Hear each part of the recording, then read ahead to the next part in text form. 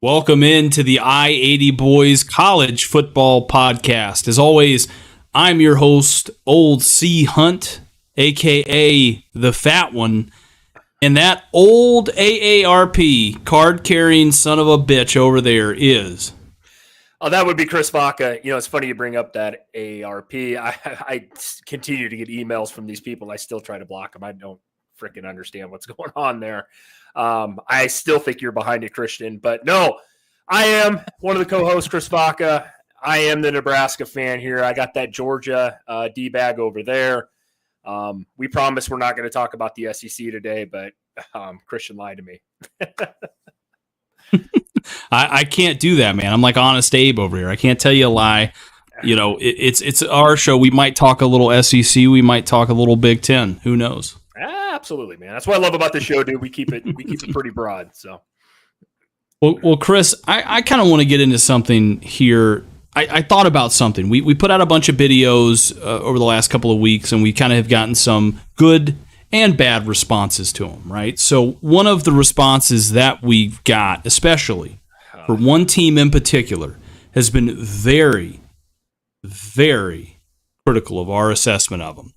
Chris, I want to introduce a new segment on here. It's a weekly segment that I'll make sure that we do for us. I like it. You ready for it? I'm ready for it. The I-80 Boys Participation Trophy Team of the Week goes to Penn State. The Nittany Lions, you know, and don't worry, I also got you a trophy with a nice little participant ribbon right here, a participation trophy for a fan base that is wanting to win some trophies. I got it right here for you. Don't worry. We'll keep it displayed year-round here for you. I love it, man. That's good stuff. Yeah, dude. What is with that fan base, dude? They've been like, I actually am really high on them this year. I don't understand, man. Christian, I mean, was your assessment? They got to be looking at you on this one, man. I said that they're going to beat Ohio State this year now. I don't know. I don't know, man. I guess I don't think they're going to beat Michigan and run the table. I'm not sure.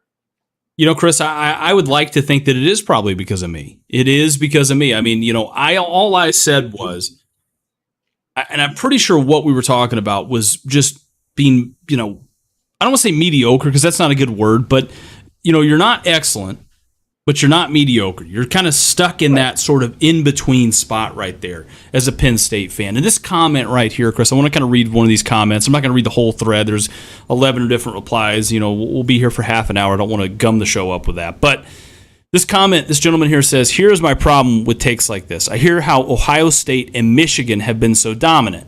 Ohio State, yes. Michigan's last conference title before the last 2 years was something like 04 or 05. Many wanted Harbaugh gone before they finally won in 2021. Previously, they would finish behind Penn State every year in the division. Quit acting like they've been some powerhouse the last 20 years. They haven't. They went years without beating Ohio State and took losses to Penn State also. Penn State was the odd man out of the playoffs at least twice. Quit acting like Penn State can't get there. Okay, so to summarize pretty much the engagement that we had with this gentleman here that wanted to leave it, or this person, whatever you want to say, who wanted to leave this comment was, Michigan has made it to the playoffs the last 2 years. Penn State, how many times have they made it to the playoffs? Okay, I'm just making sure. When was the last time Penn State won the Big Ten?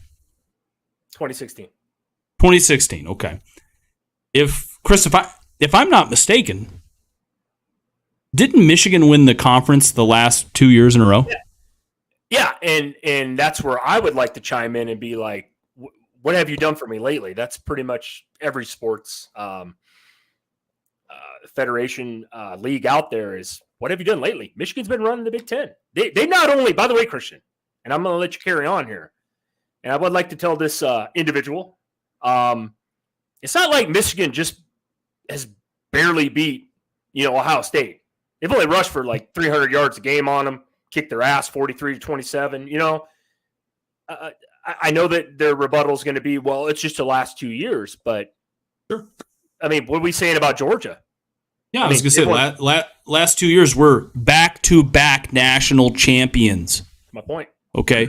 it's like an Alabama man, the Gumps, right? Trying to sit here and say, well, Bama's been dominant. Every year they win the national title. Not the last 2 years they have not. Nope. No, sir. This year they won't either. Same way this year, Penn State will probably finish third in their division. I know, and I'm not, like I said, I like the way that you handed this awesome trophy out to them, because there was a lot of comments in there. Obviously, I don't comment hardly ever on any of this, but like I was really surprised, like how, I don't know if the word, like they're almost like desperate. I get it as a Penn State fan, I understand it. I live in Nebraska, so I understand it. We haven't been on their level or anything lately the last 15 years, but like I get it. Like they're pissed off, but it's like you guys also got to go out there and prove it.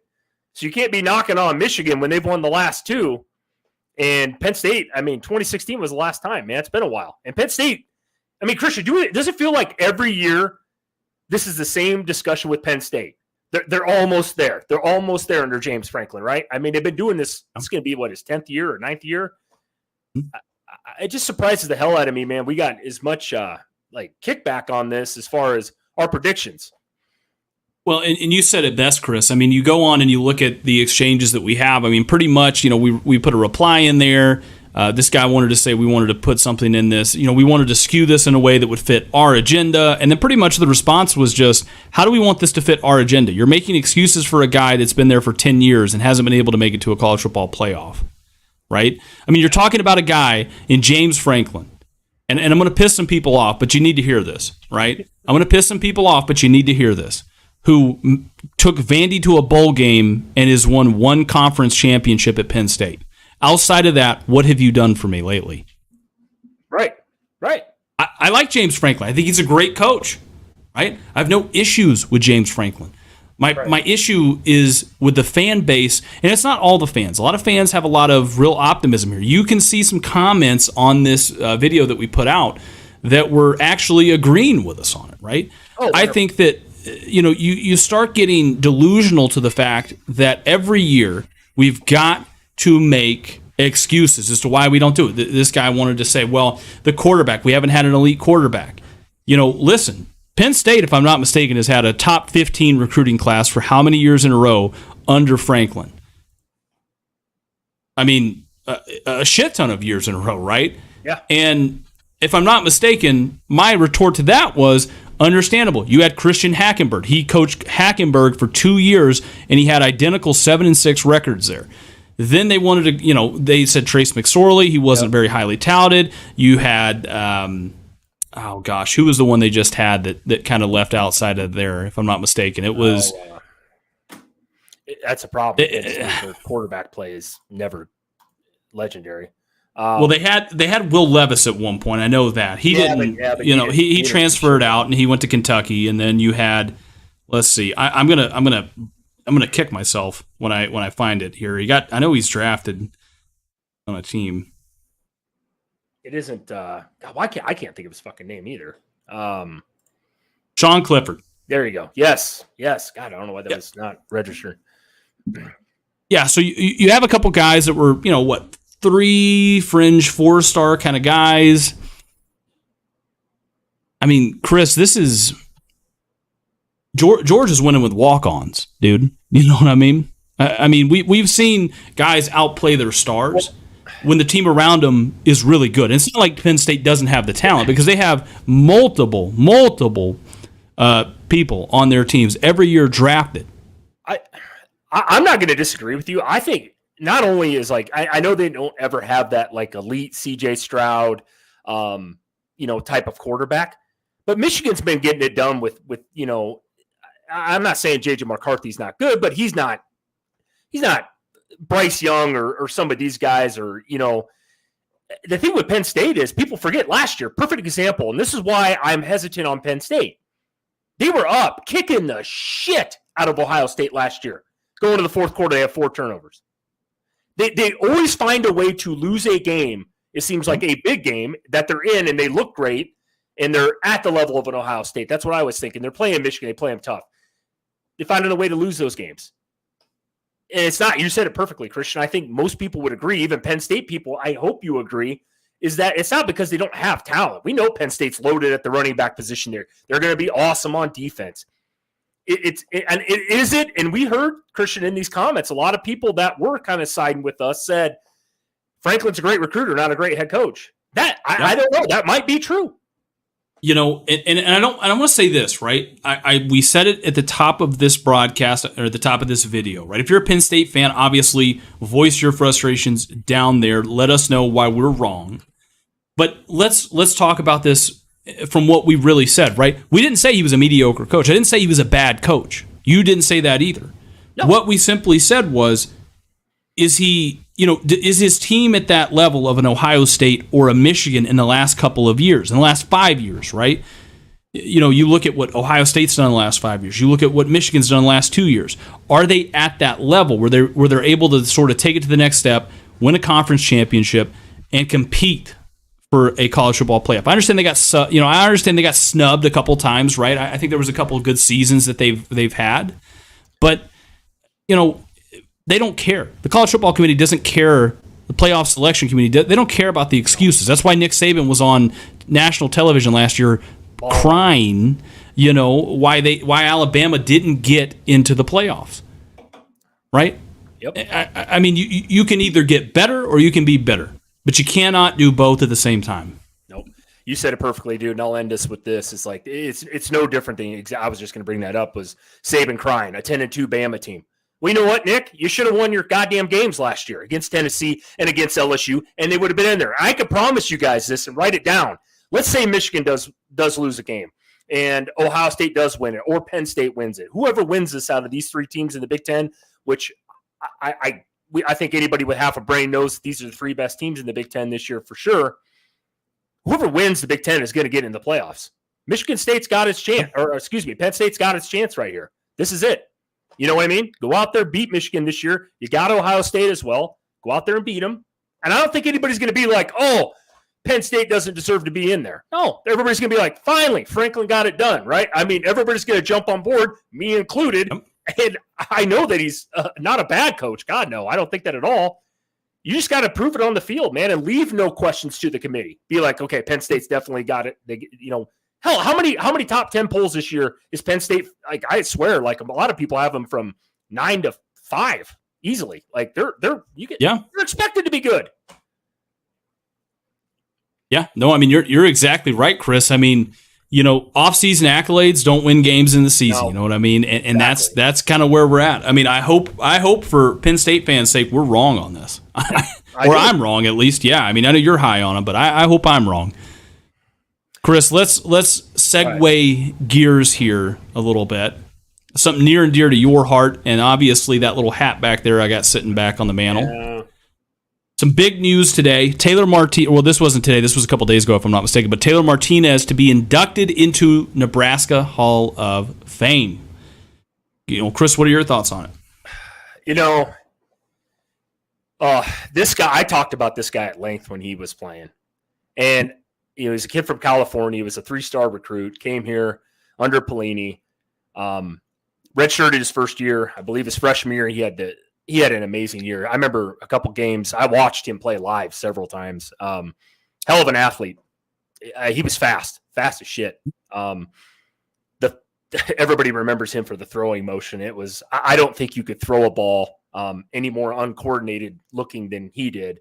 But you know, he had a decent career here. I think he was I think as a starter, something like 31-14. He holds a lot of records here at Nebraska. This was also a different era, though. I would never put him in my top. I don't even know if I'd put him in my top. This is going to sound crazy. Top 10 quarterbacks to ever play at Nebraska in the history of my last 38 years of watching. Well, yeah.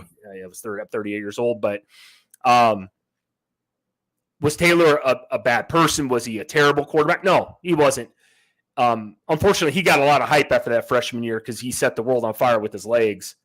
Had a horrible sophomore year. Injuries plagued most of his second half of his career here at Nebraska, especially his senior year. To induct him, yeah, he gets in on his stats. And that was by playing full games because Nebraska was good but not great at those times. And I'm not knocking Taylor Martinez. I'm not. I don't want to sit here and sound like I'm harping on one of my own guys, but I'm also I'm probably the most critical fucking Nebraska fan you'll find on the internet, though. about my own team. But long story short, Kristen, I think that it's great. It's great for him. We had Pelini. We did win a lot of games under Pelini. We could never win a big ranked game, though. That was the knock with Nebraska then. That's why Bo, ultimately ended up not being our head coach, and we ended up letting him go. But overall, Taylor Martinez was a good quarterback at Nebraska. The problem was he never got any better, I guess, is how I want to end my segment on that. Yeah, I want to start off and say, first and foremost, congratulations to Taylor Martinez. I know it's a big deal whenever you get inducted into a college football Hall of Fame. Not, the College Football Hall of Fame, but a college's Hall of Fame, right? Right. Chris, you talked about it, and now I'm going to now that I've congratulated him, now I can get on to what I was going to say about this. You know who else played around the same time as Taylor Martinez, Chris? You talking about for Nebraska, or you talking about, other quarterback out there in the country?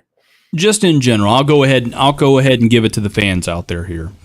Aaron Murray at Georgia played same exact years as Taylor Martinez did. He was good at Georgia. Won a lot of games. Here's the thing, Chris.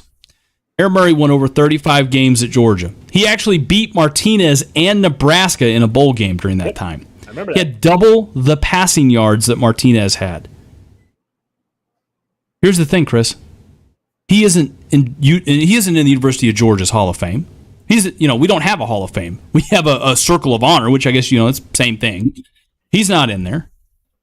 Yeah. And he's probably, honestly, from a statistical standpoint, whatever you want to put it in, he's probably one of the top 5 quarterbacks to walk through the halls of Georgia. I could play devil's advocate here, but that if I'm not mistaken, that Georgia team had a guy by the name of running back who was pretty good. I think his name was Todd Gurley.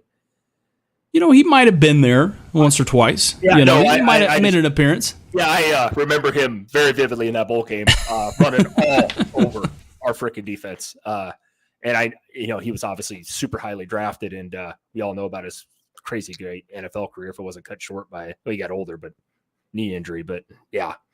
Aaron Murray, though, good comparison, though. Aaron Murray, though, to me was a better quarterback than Taylor Martinez, if you want to just put it out there. Aaron Murray was a damn good quarterback. He could throw the football. He didn't have the legs like Taylor did. Aaron Murray didn't make a lot of mistakes. Unfortunately, Georgia at that time played in probably the 2 of the best teams every single year with Bama and LSU. Yeah. If Nick Saban wasn't at Alabama and Alabama wasn't winning, LSU or Georgia would have won a bunch of those too. I truly believe that.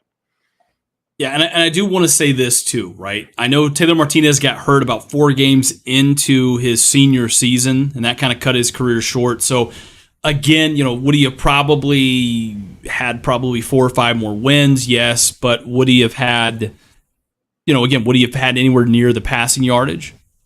I don't think so. Right. You know what I mean? But again, Martinez, not a bad quarterback at all by any means. It's a little different to see, him getting introduced, right? I mean, that would almost be like them. Geez, man, that would almost be like them introducing Adrian Martinez down the road. Well, Adrian Martinez broke a lot of his records because of the 5 years played. People forget this too, and I'll add this in here, and I'm not knocking Taylor Martinez. The reason why he set a lot of the records that he did was because he played in every single game for 4 years almost.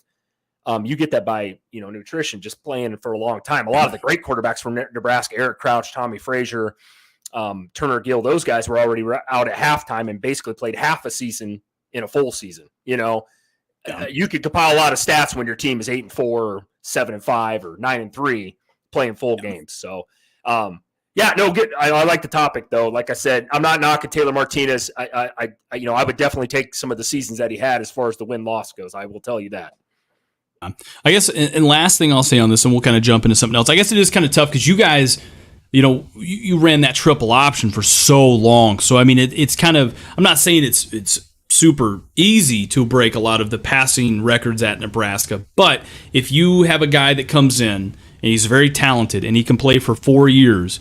And he's got a good group around him. I don't know. Maybe you can kind of set some records there at Nebraska, right? Yeah. No, you can in the passing game. That's why you saw Trey Palmer last year break the receiving record. And don't get me wrong, Trey Palmer was freaking awesome. But the records at Nebraska, the receiving or passing records here aren't near as high as some of the other most schools because we predominantly never really had to throw the ball. Our rushing records are unreal. But the other side of the coin, essentially. Well, Chris, we're going to kind of jump into keep it parked here into the Big Ten, but there's something else that's come out this week that I saw this and I texted you about it earlier today, and I thought it was just worth giving a little look to here. Chris, Athlon Sports Big Ten Bowl projections for 2023. I want to kind of take a look at this here. I want to get your thoughts. First up, we've got this is Athlon Sports. This is us reacting to it, obviously here, but the Orange Bowl, let's go back up here. The Rose Bowl. They're predicting Michigan is going to take on Alabama in that game. Chris, what do you think? Disappointed to see Alabama that high, but no. I think Michigan overall is going to be great this year, Christian, right? I'll touch on this real quick. With Michigan, I think they're winning the Big Ten. That'll proceed into another segment I think we got today. But can Bama get there? Yeah. Rose Bowl, though, no. Bama's not going to be there. Michigan, I could see them getting there, definitely. What your thoughts, Christian? I want to hear yours, actually. I want to kick it right back to you real quick. I could definitely see it. As far as Michigan making it there, the Alabama part there is wild. I could see an LSU or somebody, or maybe Georgia, somebody there. It's a little wild to me there on that part of it. A lot of people are high on Bama, bro. We've taken a lot of slack for that too, by the way. I know we have, but to me, I look at this, I could see Michigan making it there. That to me, that's not necessarily a hot take, or that's not very controversial. I think this one, though, for me, is a little controversial, and that's Ohio State versus Florida State, right? Yeah. And this is a non-playoff game, by the way. Yeah, and that here's I want to ask you a question, Christian. Mm-hmm. If let's say Michigan wins the Big Ten, right, and they make the playoff, let's say they go undefeated hypothetically, which is a possibility for Michigan this year. Yep. And Ohio State loses one game this year and they lose to Michigan. Let's say it's closer than the last 2 years. Let's say it goes down to the wire, overtime, they lose by a field goal, Michigan wins. Would this still surprise you making the Orange Bowl at 11-1? Or what's your thoughts on this? That wouldn't surprise me at 11-1, only because, you got to look at, the College Football Committee, they take everything in with a grain of salt, right? So if you have a team, let's say like Florida State, and I think Florida State will lose, I've said this, to LSU week 1. Yeah, we're different on this one, but yeah. But if Florida State week 1, they lose to LSU, let's just say, right? They go the rest of the season, they win the rest of the season out, they look dominant, they do what they're supposed to do. The committee's going to reward them for that. Right? Let's say Ohio State, again, they got to get their quarterback situation figured out. They kind of struggle in some games, but they end up, going into that Michigan game undefeated, and they lose the game to Michigan. As a College Football Committee at the end of the year, who do you go with? Do you go with Ohio State, who lost to Michigan, or do you go with Florida State, who lost to LSU week 1? Okay, this is why I've struggled with my preseason rankings, and basically the last 3 or 4 teams in for that last playoff spot for me personally. Now, guys, this is my predictions. Okay, I don't want to get torn up in the comments here, but feel free in the comments to tell me what a dipshit that I am. I have a tough time between Ohio State, LSU, and who's the other one? I could throw who the hell is the other team that I'm thinking of? Maybe Texas if they end up going 11-1. Here's my problem. To answer your question, though, Christian, is how do you break down these one-loss teams? Because it could come down to, let's say Georgia runs the table, let's say Michigan runs the table. I'm very high on Florida State, so I'll get that out there. I know I caught a lot of flack for that. I also have a lot of Florida State fans apparently now like me. That's cool. But my thing is, a one-loss LSU team or a one-loss Ohio State team. How do they decide that? How would you decide that? Let's say Florida State and Michigan are both undefeated. Christian, who do you give the nod to for that 4th spot? And here's the other team I just forgot to mention. Let's go USC. Let's throw them in there because it's very possible they could go 11-1 this year, possibly run the table in that Pac-12. They got the most talent overall in that conference. Maybe finally Lincoln Riley pulls his head out of his ass and gets it done over there and does something, especially on the defensive side of the ball. How do you do that? Let's say a one-loss USC team, one-loss Ohio State team, Christian, and a one-loss LSU team. Chris, they're probably going to look at strength of schedule. Exactly. I mean, they'll probably look at that and see who's the strength of schedule.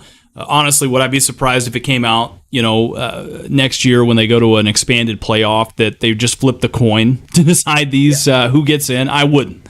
I've been kind of disappointed with some of the matchups that the committee has kind of picked. Last year, I wanted to see, obviously, Michigan, Ohio State. I wanted to see Georgia, TCU. That was kind of the way I would have probably seeded that. Exactly. But hey, the committee wanted to do it the way they wanted to do it. So, you still didn't answer my question. You think it would come down then probably to an SEC school like LSU? Because the SEC, we know, guys, I hate to say it, but they're the best conference in America. It's not even really close as far as teams down there and talent. I mean, would LSU get the nod over Ohio State then, Christian, if it played out in my scenario, for example? Well, I think it would just depend on who they beat. Like, if LSU goes in and they beat again, we talk about strength of schedule. If they're 11-1 and they've beaten Alabama, who is probably going to be a top 10 team at that point. Yeah. They go in and they beat, Tennessee. They beat some of these teams that are top 10, top 15 teams, top 5 teams even. Right. Yeah, I would give them the nod there. I mean, Ohio State's going to play a couple of top 25 teams. But they play 2 top 10, though, Penn State, Michigan, who we just mentioned. They do. They absolutely do. So I think you look at that. Hey, who won? Wisconsin as well. As Wisconsin, there you go, right? So it's not just top 25. Let me take that back a little bit. So they're both going to play some really tough teams. That's a tough one. When you look at a snapshot, and this is what we kind of talk about, right? I think when we were doing a Florida State take a while back, we were talking about Florida State, what was it? Mike Norvell, his wins against the top 25, he only had like 1 or 2 wins, and people wanted to debate us. And it's like, look, you have to take a snapshot of when they play them, not at the end of the year. Teams get better or worse throughout the season. 100%. So when you're going to play them and they're ranked inside of the top 25, or in this case, Ohio State or LSU or Penn State or whoever you want to put in this context, even Florida State, whenever you go to play these teams on your schedule, where are they ranked at? Are you playing a top 5 team? And then as the season progresses, do they really look like a top 5 team? Well, right. If it's week 1 and Florida State loses to LSU and then LSU doesn't win another game the rest of the year, but they were a top 5 team at that point, well, you can't really make the argument that they were really, a top 5 team. Right. And that's what I wanted to throw in there, Christian. You just touched on it. It was a point that I really wanted to make here with the audience. And I want you guys to comment down below, by the way. I think this LSU Florida State game, week 1, by the way, I think this game is going to have huge implications on the playoffs at the end of the year. I think those 2 teams, in my opinion, are definitely 2 of the top 6 teams probably in the country. In my heart, I think that game is going to be crazy. You know what I mean? Just the implications at the end of the year when it goes to decide, is LSU one of those schools that we maybe potentially do put in the playoffs, Christian, and or a Florida State if they win or lose, but run the table, beat a Clemson, and and dominate the ACC after that. So, yeah, this is huge, man. I mean, this year is kind of crazy. That's why I said that's why I can't wait for the season to start. Chris, getting into the next one, the Peach Bowl, Penn State versus LSU. Thoughts? Oh my God, man, that's you got the 3rd best team. Predominantly is what everybody's thinking Penn State's going to be probably this year. LSU, I have probably finishing higher in that. You could flop that with Florida State, like I just mentioned a second ago. Yeah. Could this happen though? It could happen. That's a funny thing though. This isn't a playoff game, so I don't know. That one's a little surprising to me as well. I'd like to actually see their actual playoff teams in. You know what I mean? Like who did they picked? Or at least give me a top 25 of where they got them finishing. What about you, Christian? No, I mean, this is if they were to finish, if LSU finishes with 2 losses, which they could. I mean, again, I could see them like as a floor for LSU this year with 2 or 3 losses, but as a ceiling, like I said, I think more realistically, they got a shot to win the SEC this year. Mm-hmm. You go back and you look at Penn State. I mean, Penn State again. We just touched on them. We gave them a trophy, for God's sakes. We gave them the participation trophy of the week. Yeah, but you look at Penn State. In all seriousness, here. Penn State is a 2-loss team, or maybe hell, even a 1-loss team. Maybe they play in the Peach Bowl against LSU, right? No, it's a possibility. It's definitely a possibility within the realm of possibilities. Scrolling down here, the Citrus Bowl. right? There It's going to you be Wisconsin versus Tennessee. Chris, I don't see this one. You know, I really don't. I do. Why? I guess my question to you, Christian, I want to argue about this a little bit on air. Why do you not see this happening? I know you're very big on Tennessee. The participation trophy, in my mind, came down to Penn State or Wisconsin this week, fans. Yeah. I know you're a little bit down on Wisconsin. We've had this argument many a times. Why, though? Enlighten me on why you don't see this happening at all. To me, like I said, I just look at it and I say, is Tennessee going to probably be a 3-loss team this year? You know, or Wisconsin? Is Wisconsin? You know, Wisconsin could be a 3-loss team. I think they both are. I don't know. Like I said, I mean, Tennessee, I'm really high on them. I could see that they could have 2 or 3 losses with the departure of Hendon Hooker and some other talent. They've got a lot of talent that they're putting back in there, so that I'm okay with that. But Wisconsin, man, I mean, their defense will be all right. You'll have to see what Fickell does on that defensive side of the ball. I think that they'll be okay on the defensive side of the ball. It's really the offense, man. Can you open it up and be explosive enough, right? You look at everybody else in that conference or in that division of Big Ten play that they're going to play. They're going to play some high-profile offenses. They're going to have to put some points on the board, and that's been their problem in years past. When they get in these big matchups against Michigan, Ohio State, Penn State, some of these teams, they're not able to keep pace with them, dude. And if I see the quarterback I saw in spring in there, and I'm not trying to keep hype. I'm not trying to keep hyping up the spring here. I'm just saying, what elite quarterback do you know that threw 4 interceptions in a spring game?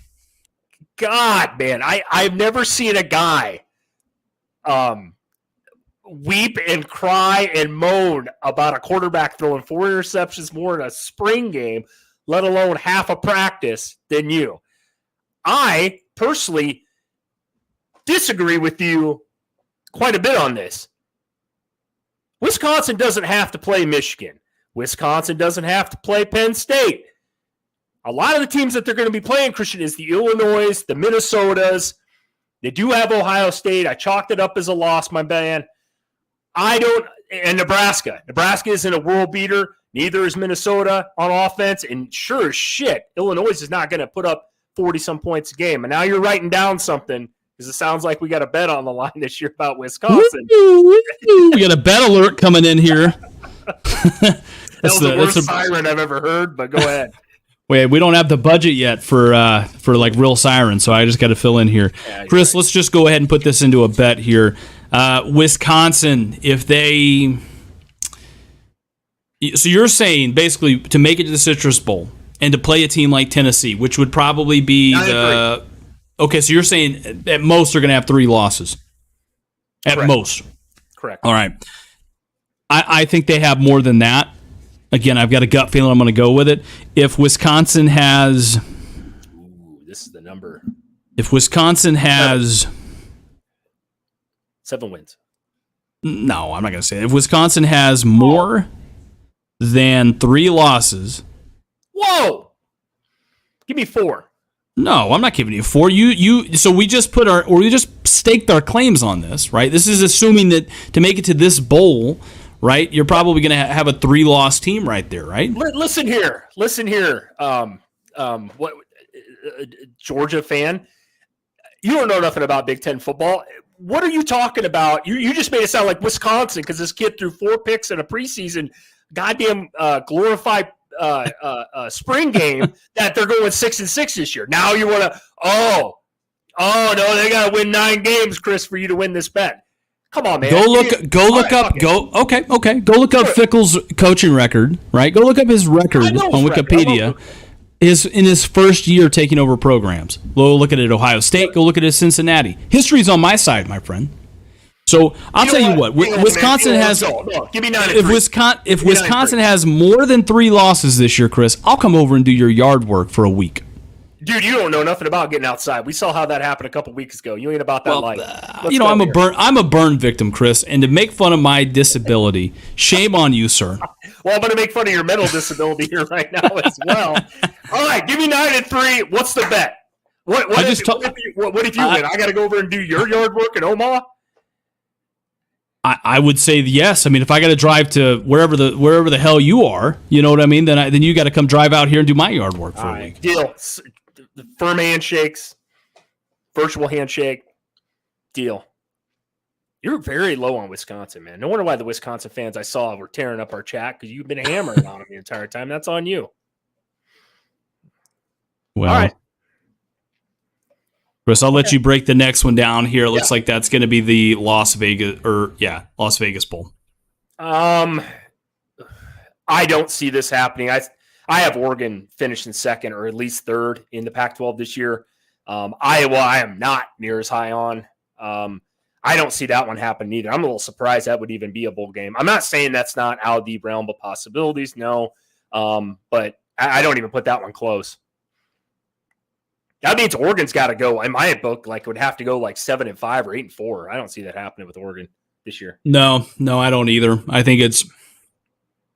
I could see the Iowa thing. I could see that, but Oregon, no. I don't see them losing that many games. No, not with Bo Nix. I'm out on that one. Music City Bowl here, right? Minnesota versus Arkansas. Oh man, that means.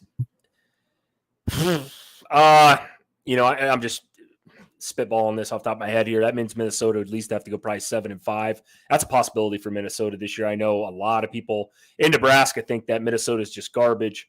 I actually think they're tough to play, especially when they're at home. So Arkansas, could they go 7-5 the SEC this year with all the the talent they're returning? That's a possibility. That game actually doesn't surprise me as much now that I keep looking at it. That could happen. There's I would personally throw an Illinois in there over Minnesota, but it's a possibility. Christian, what's your thoughts on that one? Absolutely not. I know you're a little higher on Minnesota than I am. Arkansas being 7-5, yeah. I mean, I could definitely see that. For them, man. They got a brutal schedule.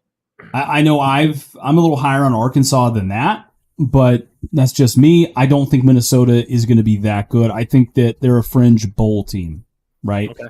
As we kind of keep going down the list here, this is obviously saying, win-loss projections is what Athlon Sports is kind of calling here, right? The one you're and most of our audience is probably going to care about here, Chris, Nebraska versus Louisville in the Pinstripe Bowl.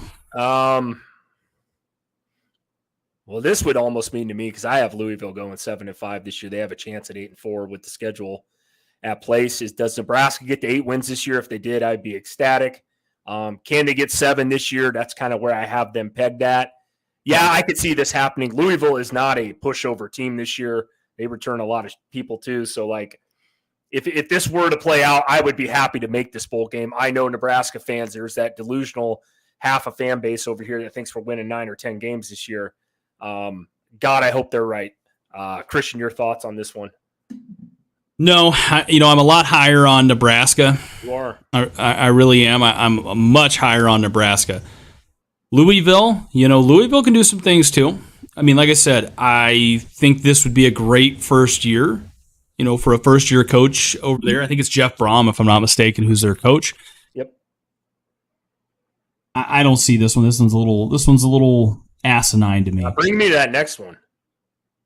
Maryland versus Texas Tech. Not a freaking chance in hell. If I'm probably the highest on any team this year. It's Texas Tech. I think they're going 9-3. Yep. I think they're beating Oregon week 2. I put some money on it. Woo! Write that one down, baby. I like Texas Tech. I do. I think they're going to be tough this year. Maryland, we just talked about them last pod for just a little bit, touching on them or whatever. Could I see them going 6-6 this year? Somewhere in there. But that almost tells me, even if they did get 7 wins this year, you're playing Texas Tech at 7-5. That would be a huge letdown for Texas Tech, man. I think a lot of polls have them in the top 25 as well this year. So I don't see that game ever coming to fruition. I actually do. Oh, my God. Here we go. No, listen to me. Listen to me for a second here, okay? I've been listening to you for the last 4 months. You're damn right. You're going to keep listening because you're learning some stuff over there, right? I'm learning you something. Yeah, right? Okay. You son of a buck. Listen, Maryland and Texas Tech, they're kind of similar teams, right? They've got a little something there. They've got good coaches. To me, I like their coaching staff there, but they're not at that level yet. We look at the upper echelons of different conferences, right? Even if you look at the Big 12, it goes Texas, you've got TCU, Baylor, Oklahoma, you've got some fringe teams that kind of play off of that. You've got some new teams coming into the right. I think Texas Tech is a middle of the pack team. I could see that. Then you go to the Big Ten. We're looking at the Big Ten now. Maryland, right? Where is Maryland at? We kind of touched on them. Do I think Maryland's going to shock everybody this year and compete for a Big Ten title? No. But do I think Maryland can kind of go through their schedule? And they do have a very favorable schedule in the first half of it. Then it kind of starts to get really, really tough on the back half. Maryland's got a shot to be a 6-7 win team this year. I know we touched on that, on last episode. Maryland, they're a middle of the pack Big Ten team. So to me, I think this kind of makes a lot more sense to me than it probably does to you, Chris. Yeah, I could see Maryland doing that. Texas Tech, I think, finishes in the top 3 or 4 of the Big 12 this year. So, moving on though, we'll drop down. What we got? Like 1 or 2 left here. See, this one just surprises the shit out of me. This one surprises the hell out of me as well, Chris. Quick Lane Bowl, Illinois versus Eastern Michigan. No way in hell Illinois is going to be that way. Illinois that's barely bowl eligible. This is a 5 or 6 win team that we're talking about right here. Mm-hmm. I mean, we're going to put them up against Eastern Michigan? No way. Like you said earlier, I think probably more realistically, you could plug and play Illinois in against, I would say Arkansas, or hell, even Oregon if they shoot the moon. Yep. No, I agree 100%. When I saw this today, I was like, wow, that's the Illinois one's probably the most shocking other than the Texas Tech one for me. So, no, I don't see that happening. But, hey, Athlon Sports, maybe they know what the hell they're talking about over there. And I might look like a total stooge over here like normal. So, I guess time will tell, Christian. We already know you're a stooge, so, nothing new there. Well, don't worry, Chris. It took you a long time to figure that out. I mean, I'm not really shocked just based off your age about that. But, hey, what can I really say? Well, not much, clearly. I forgot what you were saying just 2 seconds ago because I'm old. So, moving on, Christian, what do we got, buddy? Let's go. Well, Chris, let's get into the main course here. We've kind of messed around with some appetizers, and I'm fat, like you like to say, so I'm ready to go for the main course here. Chris, let's get into a little bit of Ole Miss football. Chris, take it away. All right, baby. Head coach Lane Kiffin. I love myself some Lane Kiffin. If you guys don't know who he is, just go follow him on Twitter. Dude's hilarious. Last year, though, 8-5, Christian, 4-4 in a conference. Started out 7-1, I believe, something like that. 7-0, I think, last year. Rebels looked really good last year. They had a kind of a tale of 1 season, 2 seasons, if you will. It was start off super hot. Schedule was pretty favorable last year to begin the season. Back half of the schedule was super brutal. Obviously, being the SEC, that's just how it is. They did average, though, Christian, 33.5 points per game. That finished 29th in the country. That's not bad, especially playing the SEC. They gave up 25.5 points a game, which was 57th. That's kind of middle of the road, not actually bad, again, considering the SEC. 32nd in strength of schedule. Lost to Texas Tech last year. I think it was 42-25. Again, like I just stated, I'll let you dig into the stats here real quickly as you get into the players and stuff. But Ole Miss, God, I remember the hype when they were 7-0, 6-0, they were building. I was like, holy shit! Do they have a chance to really compete for the SEC title? And then they went 1-5 on that back stretch, dude. Christian, I'm sure you know that as being a Georgia fan. So go ahead and take it away with some of the stats here and the players, Christian. I know you do this on a daily, so I'll let you handle that one. Yeah, no, Chris, I mean, you said it exactly right here. Last year, you touched on it. They started 7-0, finished the back half 1-5. Lane Kiffin, to kind of combat this, he realized he's got a problem. It's a defensive problem, right? So what Lane Kiffin did in the offseason was he went out and he hired himself a defensive coordinator. One Pete Golding, the former Alabama Crimson Tide defensive coordinator, Chris. Statistically, he wasn't bad, right? He wasn't bad at Bama, and Bama defenses have been. An Alabama fan that. Oh, I well, hey, listen, that's the difference. If you ask any Ole Miss fan, hey, over the last 10 years, you picked the worst Alabama defense, right? They would still take it. They would still probably take it. Okay. Going into this year. I'm not saying that, again, comparable when they had the Land Shark defense out there at Ole Miss, but that's neither here nor there. Most of those defenses, they've been pretty top notch, right? I mean, last year we touched on it. Bama's defense wasn't terrible. They had a couple games where they got lit up, but other than that, I mean, they've been pretty damn good. He knows. The other thing is, Chris, he knows his conference pretty well too. So I think he's going to have a much better job at adjusting and getting them better than 75th in total defense, right? Which is where Ole Miss ranked last year. Oh shit! I think Ole Miss could finish this year inside the top 50 of total defense, right? Which could put them, if they do that, on the fringe of making an SEC championship. If they have a top 50 defense and they keep improving on offense. Wow, bold take. So with that, though, we'll kind of dig deep into the offense here a little bit, right? All right, so they're going to start to lean on Jackson Dart this year, right? He put up 3,600 yards and 21 touchdowns last year, but Oklahoma State transfer Spencer Sanders could push him for the job. It's not 100%. They're having a competition. I think Jackson Dart wins the job here. This offense, though, Chris, to me, they're going to lean on Quinshon Judkins, who is a true freshman. Yes, sirree, he is. As a true freshman running back, he had 17 touchdowns and 1,600 yards. Big question is, who are they going to put in the wide receiving core to kind of keep this offense going here, right? They did land 2 receivers in the portal from smaller schools who should be able to replace Mingo and Heath's, right? Production from last year in Zachariah Franklin and Trey Harris. Also look out for slot man Jordan Watkins to put up some good numbers this year as well. At the tight end position, they land Memphis transfer Caden Prescorn, who did, he should help him. He had 7 touchdown receptions last year at Memphis, right? And he's going to have to pair nicely with tight end Michael Trigg, who put up 3 touchdown receptions last year as well. O-line, they return plenty of experience at all 5 spots. So their offensive line should be good. I'm not worried about them on offense, right? Chris, we've touched on this. I kind of gave you a little teaser at the beginning of this. I want to get into the defense really as a deep dive here. They returned some talent on that defensive front. All right, they're going to be bolstered by Jared Ivey and Cedric Johnson at both end spots, and they even get back J.J. Puegas. Hopefully I'm saying that right, at the defensive tackle spot. Linebackers, they've got former Louisville linebacker Monty Montgomery.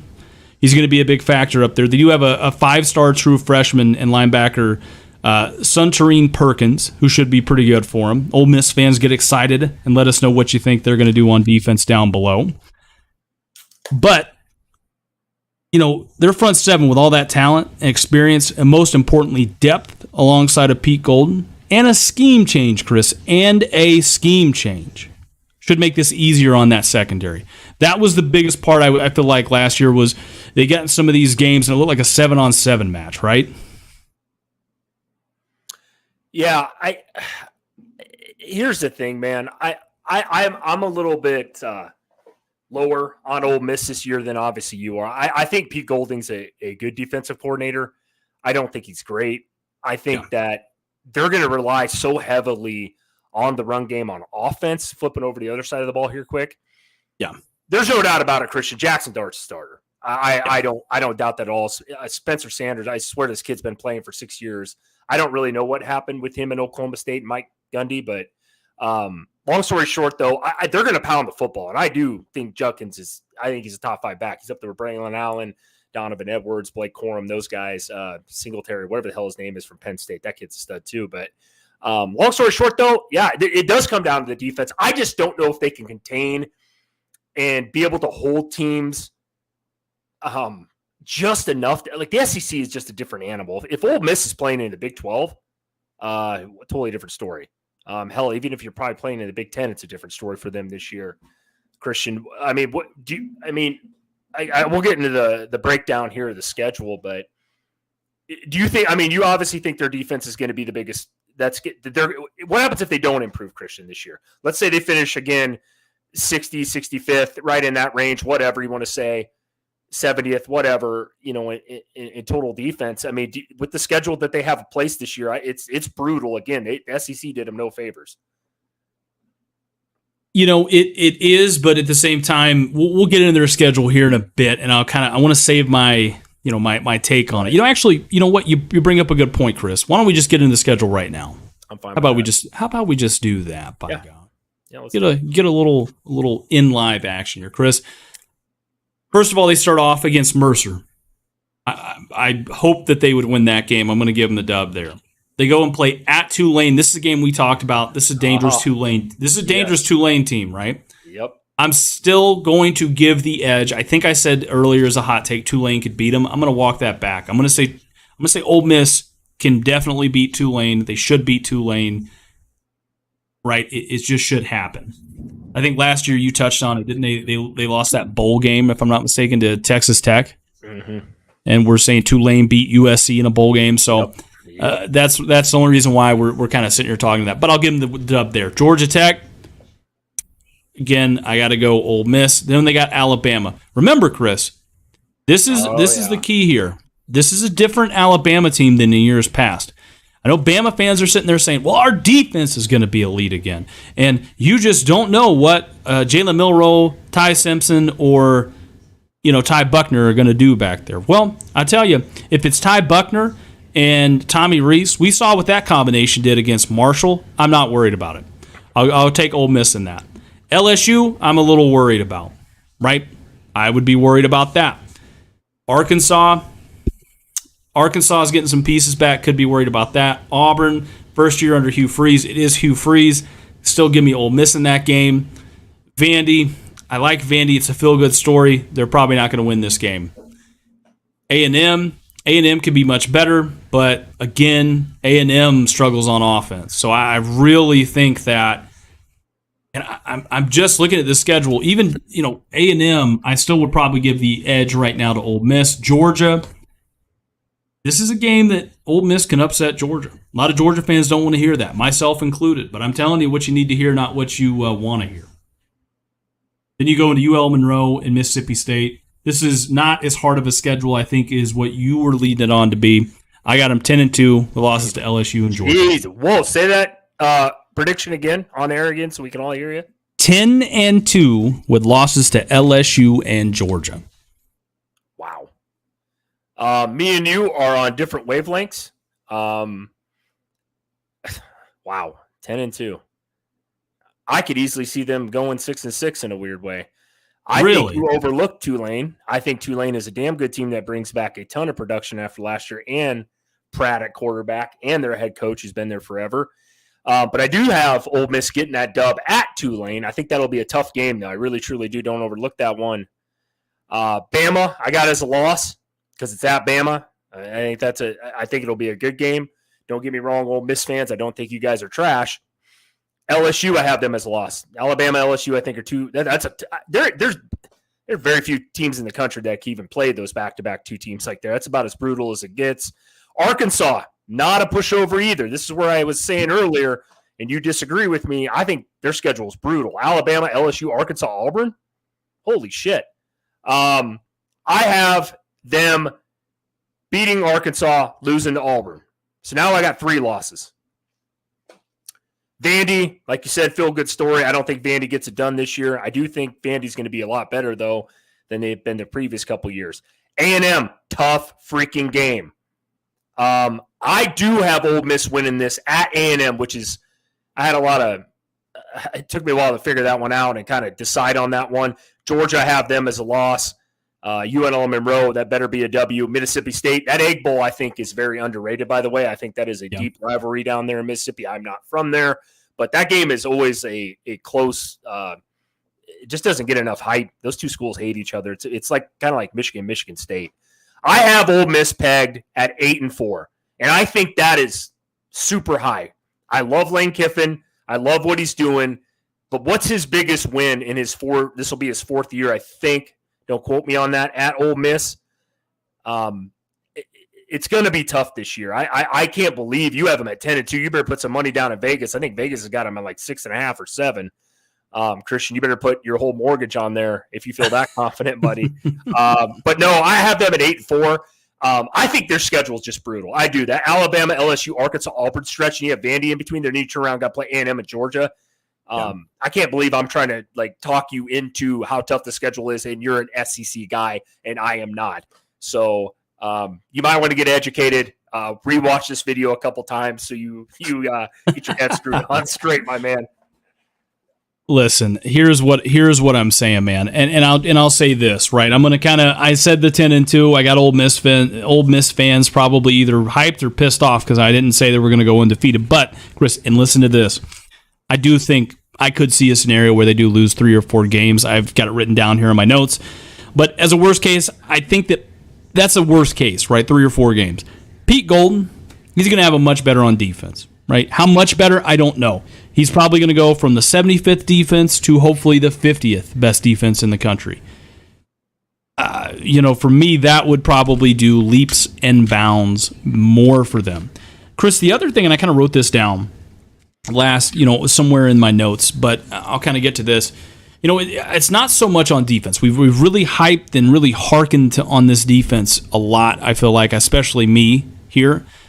I look at this and I say, okay, you go back and you look at their games last year, and there was a couple of games where that explosive offense, the lane train, they kind of fell stagnant. You know what I mean? Like they kind of fell flat. And if they could have figured out a way to put up, again, 35, 40 points in some of these games, they could have beat them. Now, we're not trying to play the shoulda, coulda, woulda game here, right? Because anybody could do that. But when you're a team like Tennessee, Ole Miss, Ohio State, and you know that there's some question marks on the defensive side of the ball, you can't shit the bed when you get in these big games, right? If you're gonna shit the bed on defense, you got to at least come out and play lights out on offense. So you got to play really lights out on offense and have a decent defensive performance if you're going to win these games, right? I'm not saying that they can't lose more than 2 games this year. I'm not saying they can't win more than 10 games this year. I just think it really depends how well and how much of an impact Pete Golding's going to make and how Lane Kiffin can get this team prepared. No, I mean, I'll give you credit for laying your balls out on the line here with that take. I do. I'm not sold, I guess, on Pete Golding. I think he's a good defense coordinator. I don't think he's great, and I think you need to be great in the SEC. I do love Lane Kiffin, though, and I do think that he knows what the hell he's doing. But I think their schedule's just rough, man. Like I think if you take like Ole Miss and stick them in the ACC or the Big 12, they could probably win that thing or compete for the title. I just SEC is just so brutal week in and week out. I don't think they're quite there yet. So I'll leave that at that, though, Christian. I think we'll I guess time will tell. That's the great thing about this. No, you're absolutely right, Chris. Well, you ready to get into your favorite segment that we do here on the show? Is a weekly reoccurring segment. Yeah, I know where this is going. And go ahead and read it off. So I want everybody to get this one. Yeah. Our hot take: Michigan will beat Ohio State for the 3rd straight year. Chris, what are your thoughts, you Michigan-loving son of a buck? It's going to happen. It's going to happen, Ohio State fans. You bucknuts can sit down. It's going to happen. Michigan has got J.J. McCarthy back. I know everybody thinks he's trash. No, but they got Blake Corum, Donovan Edwards, Jim Harbaugh. Couldn't get to the NFL because the NFL told him, nah, it's, you know what, I'm coming back. He's going to win it again. Michigan's their daddy, dude. I've been saying it. I've been seeing some comments. Crixus, who's on here, I got to laugh. Guy keeps telling Ohio State fans Michigan's their daddy. I love it, dude. I'm very high on Michigan this year. I'm not going to take my foot off the pedal on this one, Christian. It happens. And honestly, guys, in all seriousness, it comes down to Ohio State brings back, I think, 13 starters. Michigan brings back 14, I believe. Believe it or not, Nebraska brings back the most starters out of the Big Ten. Watch out for them this year. No, true story, though. I think it comes down to Ohio State and their question mark at quarterback. Michigan knows what they got in McCarthy. I know they got their ass beat by TCU in that bowl game. I get it. Or the playoff game. I get it. I just see, and Michigan is at home, the big house, Christian. And that's where I think they got that advantage. They're going to run the football. And my God, Ohio State fans, please, if you see this, please tell me why you guys give up 300 yards rushing and look so soft on freaking defense every time you play Michigan. I will leave it at that, Christian. I want to hear your thoughts. I want to hear Ohio State fans' thoughts in the comments, please. Please tell me why I don't know what I'm talking about, because every year I've watched, especially the last 2-3 years, Ohio State cannot stop Michigan running right between the A gap. Just can't. Oh, man. You done? Yeah, I need to take a drink there, dude. I know where you're going with this, and that's good, brother. That's good. I want to hear what you got to say, man. We do not see eye to eye on this. Listen, Chris, I'm going to say this, and I think we'll agree on this. If Ryan Day, if he loses to Michigan this year for the third year in a row, and he can't make the playoffs, he's going to be on, this isn't even a hot take, he's going to be on the hottest seat in all of college football, in all of America, right? I agree. What's Ryan Day done other than go 10-2 or 11-1 or whatever? He can't. He's getting his ass beat by Michigan, and he had a chance to beat Georgia last year. That came down to him, by the way, at the end of that game. Mm-hmm. I don't care. Everybody wants to place the blame on the kicker. You watched that game just as much as I did. Go ahead, though, Christian. Tell me why the hell I'm wrong this year, and Ohio State apparently is winning the Big Ten. All right. Well, listen, I will concur with you on a couple things here, right? Michigan does get back a ton of talent, and they get back returning quarterback J.J. McCarthy. They get back one of the best running back groups in America. But look, dude, here let's talk about this, right? Ohio State has the better receivers and is more of a threat to light them up. While Michigan will look to chew the clock and lean on that defense to win this game, right? Michigan's defense last year ranked 6th in total defense, while Ohio State ranked 14th. But Ohio State gave up 45 points to Michigan last year in this game. Yeah. With all that out of the way here, I believe Ohio State's front seven will be much, much better this year and have more experience. You know, Chris, not only are they getting a lot back there, they're also getting a good bit of their secondary back too, right? So you're going to hopefully not give up 45 points to Michigan this year because of that. Jim Knowles will have a much better on that side of the ball. He's going into year 2. Last year was his first year. We forget that. Jim Knowles, hell of a defensive coordinator. Going into his second year, that's where we see the biggest, for me, that's where you see the biggest change as far as on-the-field plays from year 1 to year 2 from coordinators, I feel as if. They have a running back room, Chris, that can compete with Michigan. And I did say compete, all right? Michigan might have, on paper, one of the best running back groups in America. Ohio State's not very far behind them. They got Mayan Williams and Travion Henderson. Both extremely talented guys who could play anywhere in America. If they put their name in the portal today, they could go play anywhere in America, no questions asked. Chris, you are probably going to sit here and say the quarterback play, right? I'm not worried about it. Look, Ryan Day has shown.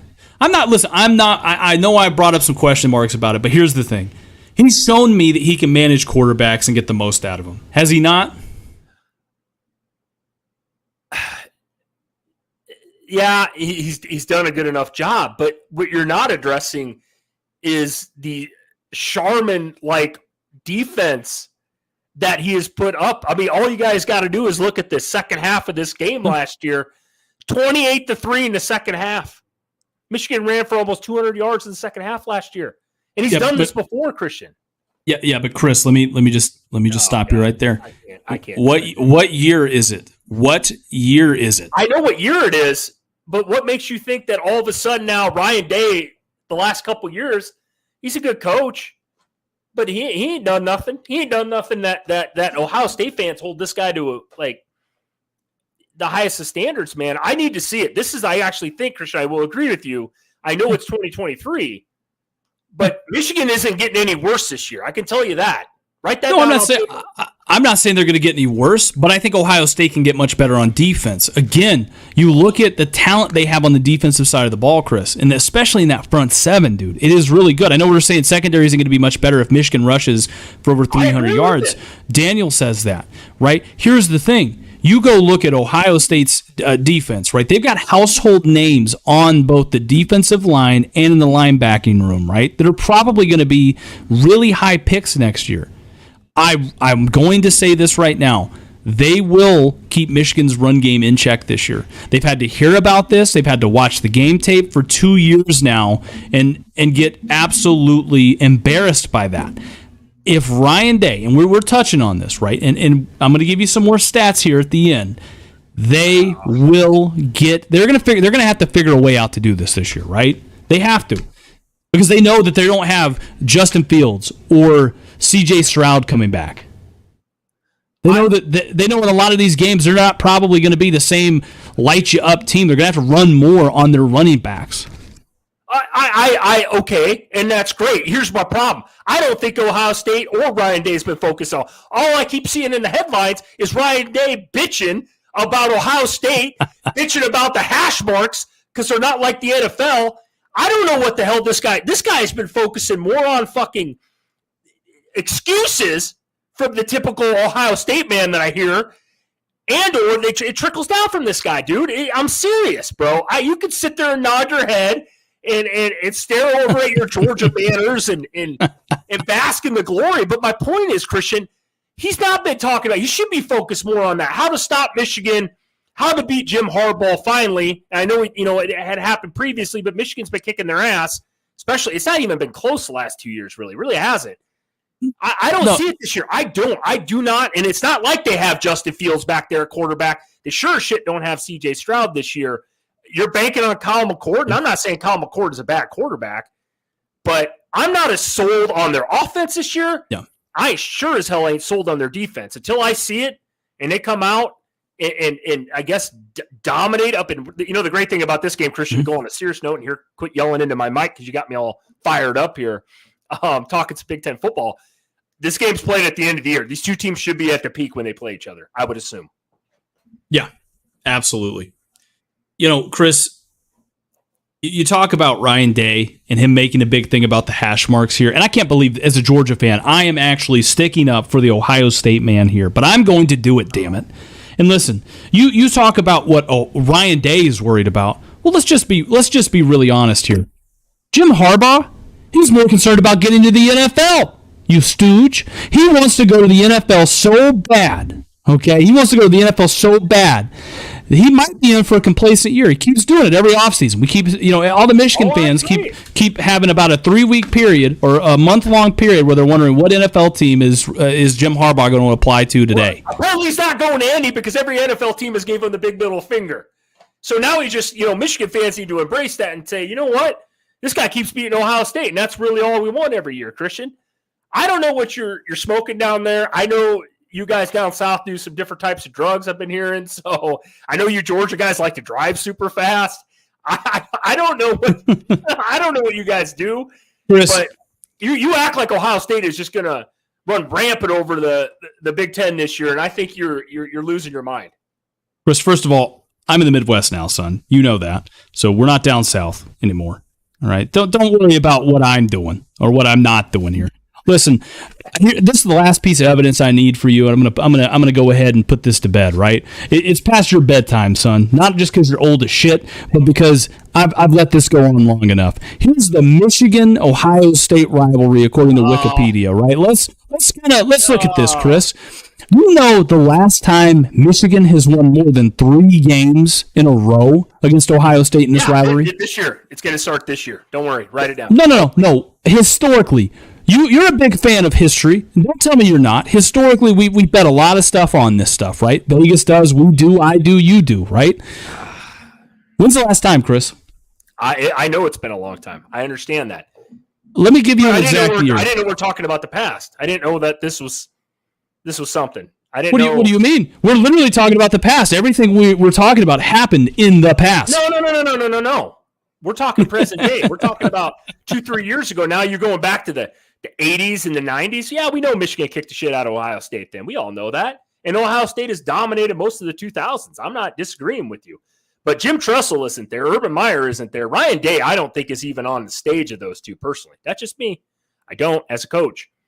And all of a sudden now you're just sitting here thinking that Ohio State, guess what, guys? Next week, Christian's title coming out. Ohio State runs the table this year, repeat against Georgia in national title and beats him against his own team. That's what's coming out next. No. I'm not going that far with it. But listen, here's what I will say, though. In 1997, last year, that the Michigan beat Ohio State for 3 years in a row.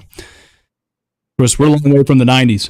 You guys were getting ready to, I think, couple years prior to that, you guys were coming off back-to-back national championships. Yeah, 3 out of 4 back then, but that don't mean shit. Even I don't talk about it because it's been so long ago. No modern-day kid knows that anymore.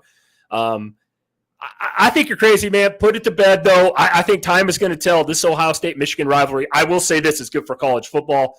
Michigan has needed to win the last 2 to make this thing a rivalry of late because, yes, you're not wrong. Ohio State has been kicking the shit out of them in this past decade and a half. I will agree with that. The stats don't lie there. Moving on, Christian, because I could sit here and talk about this all day, and I get all fired up about it because I just can't. I can't take any more of your blasphemy on this show. No, Chris, this is a pretty good stopping point, for us. We're approaching the 1 hour and 12-minute mark here. Final thoughts, Chris. Guys, if you guys are watching, please hit the thumbs up. Helps the algorithm a lot out. Helps it out a lot. We're coming with some more big things here. We're, like I said, Christian, every week I keep talking about every time, the season's going to start here. We got 30 days until we get into actual college football season. So you guys don't have to sit here and listen to Christian talk about this BS every single week about how Georgia's going to win a national title for the third straight year. He even actually hasn't said that yet. But no, keep it quick, clean here, guys. No, I appreciate the support. I appreciate you guys dropping it in the chat. Like I said, you guys got any comments, even after the show, please drop them in the channel. Christian is all over it. He's always answering questions, fighting with people on there right and left. And then, obviously the guy on the right, which is always me, they think I'm a stooge because I'm a Nebraska fan. So if you Nebraska fans want to jump in there and side with me, I could use some help once in a while. Everybody on the national landscape pretty much just makes fun of me in there anytime I say anything, which is very, very rare.